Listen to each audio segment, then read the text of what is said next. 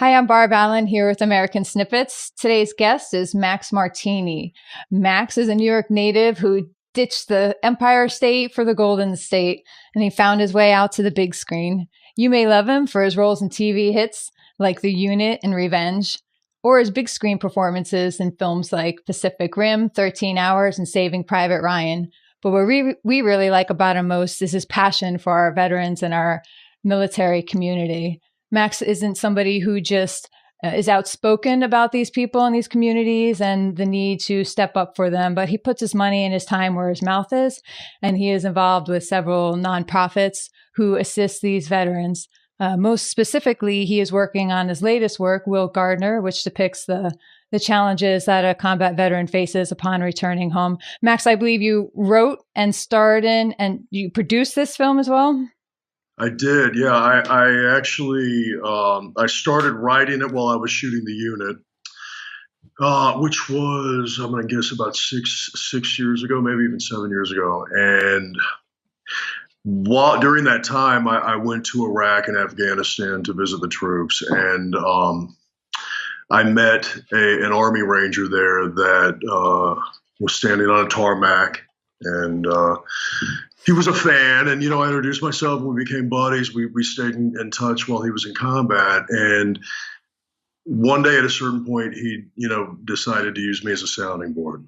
And we had a very sort of powerful email communication chain going. And, he had survived 2 IEDs, the second of which he was the only survivor. The IED killed his entire team, sadly, and he was having a very difficult time upon returning home, and so his story inspired me. I as a performer, film is an incredibly powerful medium, and we have, we're lucky as performers to have the eyes and ears of so many people, and I asked him if I could take his story and use it to inspire a movie for screen, and take the profits, or as much of the profits as I could hold on to, and give those to military-based charities. And he said, yeah. So I started writing this movie, and it took a while to get it financed, because you're giving away profits, and that's not. It's a deterrent for financiers, and So, but I finally found a couple people to invest, and we just shot it, and we managed to hold on to 30% of the profits for 3 charities that I support, that get money to veterans that actually have very low administrative costs, and they do incredible work. And so we just finished post-production. We're applying to the film festivals and hopefully get acquired there. That is cool. So how did you, it's one thing to go from meeting somebody and talking to them and getting engaged in their story and their life. I've had a lot of people do that in my world too, but to take that to the next level and get engaged to the level that you are, where you're taking that one person, and that's prompted you to kind of reach out to the entire country's military and their veteran families. Like, what is that difference? Like, what has you moving forward to the extent that you are to get so involved? Like, how did you find your nonprofits, the 3 that you're involved in now? You've said before that Saving Private Ryan was something that served as sort of a catalyst to send you towards military roles and causes. Can you tell us a little bit more about that? Yeah, it was the first military film that I did. The actors in that film, that movie launched a lot of us, and for myself, I know that it sort of led me up this kind of path of military films and television, and oddly, that movie created my base of friends that I have right now that are, or started to sort of create a base of friends that are largely military, and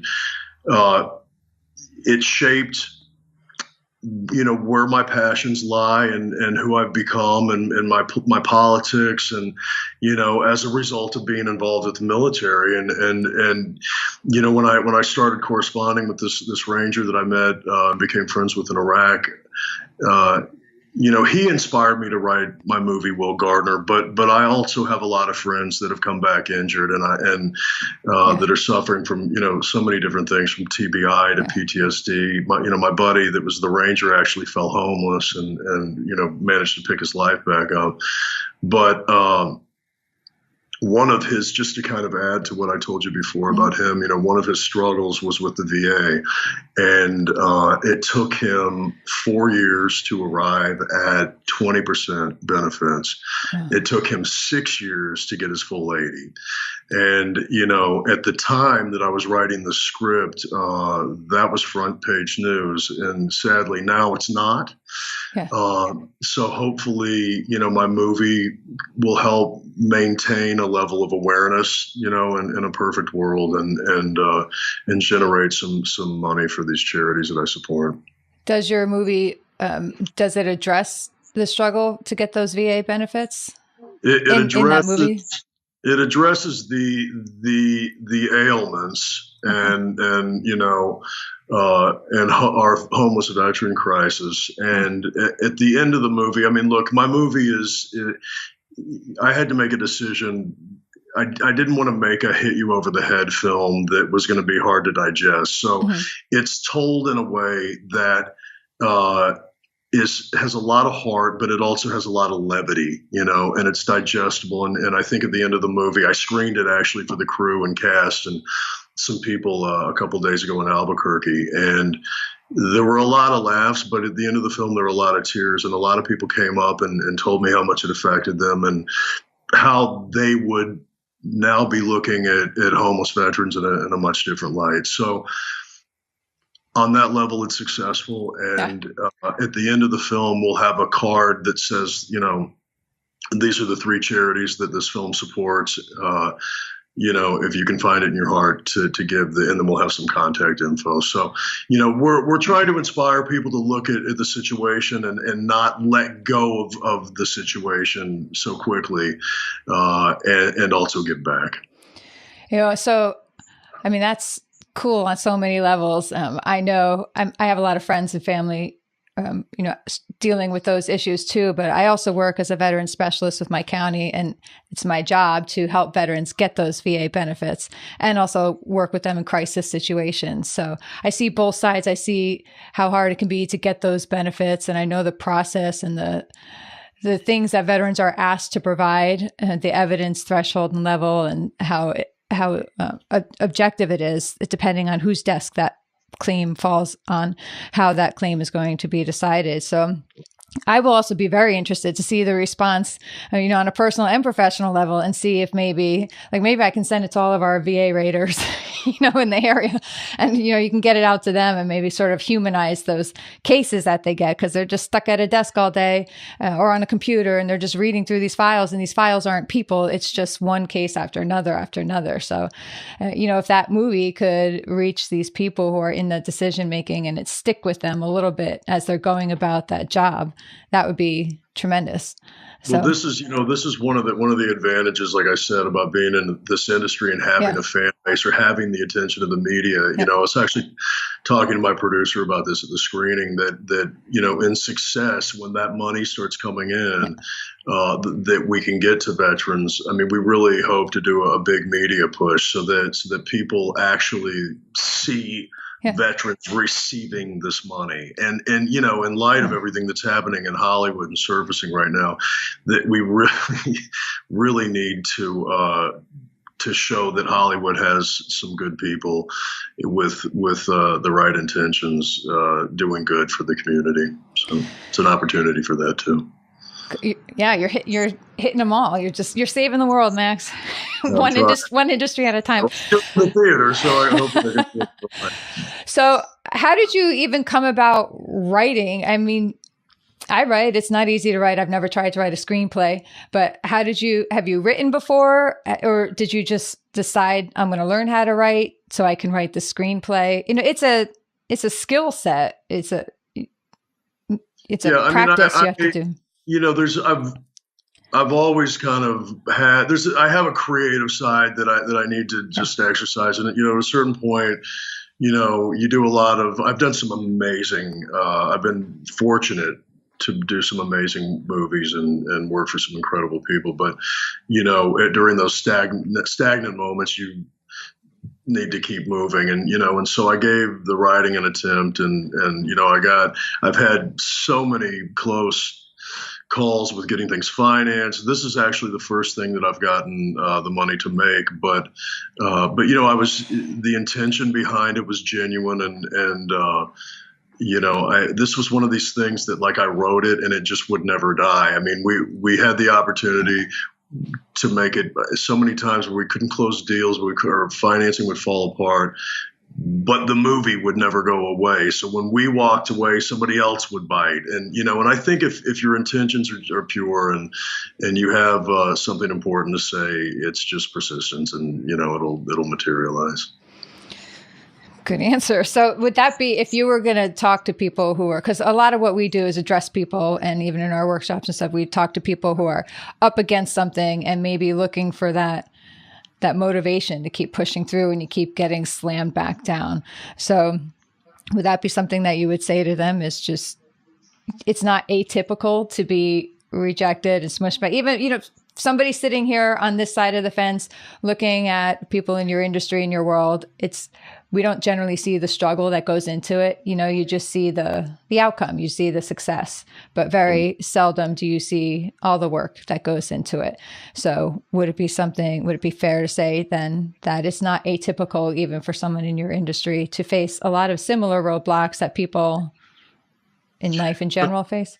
I mean, my industry is very difficult to get anywhere in. I mean, it's really, it attracts everyone. It's like Vegas, but the people that survive and that actually make a living, or get to the point where it becomes easy, are the people that stick with it. And, I can honestly say that over the last 20 years, I mean, there hasn't been a day that's gone by that I haven't spent at least 2 hours doing something, for my career. Yeah.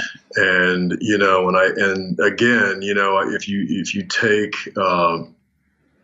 these roadblocks, in your personal life or whatever, and you turn them into something positive, it's just more fuel, and I mean, I don't think there's anything wrong with making movies for entertainment value, and I think there's a lot of value in that. But I think also, you have the ability to change lives, and I mean, even your story and the fact that we're sitting here doing this is incredible. It's pretty cool, yeah. It's very cool. I told you, it's amazing, and and you're going to attract a lot more people to this. Well, that's the game plan, right? That's the goal. Yeah. Who knows? So I'm going to change it a little bit. I'm going to ask you a different kind of question. That's, everybody knows, Max Martini is good at this. Well, not everybody, because you're very elusive on social media. So the people that really invest in digging into social media will find, you're obviously good at acting, you're good at writing, you're good at this, you're good at that. What is something that you aren't good at, that you want to improve on? That I'm not good at, that I would like to improve on? Wow. I'm a horrible singer. I would love to improve on my singing. I'm a shower singer. But I on a deeper level, I mean, look, I'm always there's always more that I can do, and oh, that's such a good question. That's such a good question. I mean, look, I think idle time is something that I can always improve on. I mean, like I said, I'm an aggressive person in terms of furthering my career, but there's always better things to do with idle time, and that's maybe an area that I could just keep filling with better things. All right. So maybe this will fall into it. What is the last book you read, or what book are you reading now? If you're reading one now, or what was the last one? I am reading a book written by Dan Rather on patriotism right now. Nice. I'm going to Dubai at the end of December to lecture some writers from the Middle East, and and lecture them on American values. And I was in New York City with my wife not long ago, and I went into a bookstore and picked up this book that Dan Rather wrote and on patriotism. And I thought, you know what, I'm going to give this a shot and read that. So that's what I'm doing right now. Awesome. I got to hear him speak once. It was really, it was a very powerful, and who would have thought we were like Dan Rather's coming out to talk, but man, it was a good talk. And I like the ones that surprise you too, when you go in maybe not knowing and you come out like all freaking fired up. That's good. Notebook you need to read. I'm going to tell you, you need to read Living with the Seal by Jesse Itzler. Oh, okay. Yeah. That is a great book. Yeah. It's funny too. It is funny. And it gets you like, you just want to go out and do shit. Like you just want to go do stuff. But it's also funny. Yeah. So read that and let me know if you like it. Okay. Yeah. Like I can tell you what to do, but I'm going to suggest it anyway that you do that. I'll take it. Okay. So I know I had some more questions. I'm digging through. I'm going to find them. So we'll go back to Will Gardner and all that in a minute. But so stereotypes, celebrity stereotypes. What are some of them that make you the most insane, that you just get so annoyed when people say? Well, one stereotype is that everybody thinks that celebrities are snooty and are bothered by their fans. And look, it's not true. And I think, I have so many celebrity friends that are amazing people and, have incredible hearts. But when I do run into celebrities that have a little bit of an attitude, I make it my purpose to put them into their place, and one of the things that I do say is that, look, without your fan base, you're unemployed. So appreciate your fans and appreciate where you are, and you live. You work in an amazing business where you get to travel and and see the world and get paid for it. So I would say you're a pretty good ambassador for your industry. Thank you. Yeah, you can wear the ambassador hat. We'll get you a pin or something. So, what kind of work are you involved in outside of acting and advocacy? I don't know if you call yourself an advocate, but where I'm sitting, when you're out there raising awareness and funds for something, I'd call you an advocate for the veterans issues. But what are you working on any other projects? I'm trying to expand into producing and directing more. And I have a production company that I'm trying to get launched. And so right now I've just been sort of acquiring projects and material to get going and develop. But that takes up a large portion of my time. And then outside of that, it's mostly just being a father and a husband. I got two young boys that are growing rapidly and all my time goes there. That's a good place to put the time. Yeah. That's time that you don't get back. So that's a wise investment there. So is there somebody that you haven't met that you would like to meet? Ooh, boy, oh boy. Let me think about that.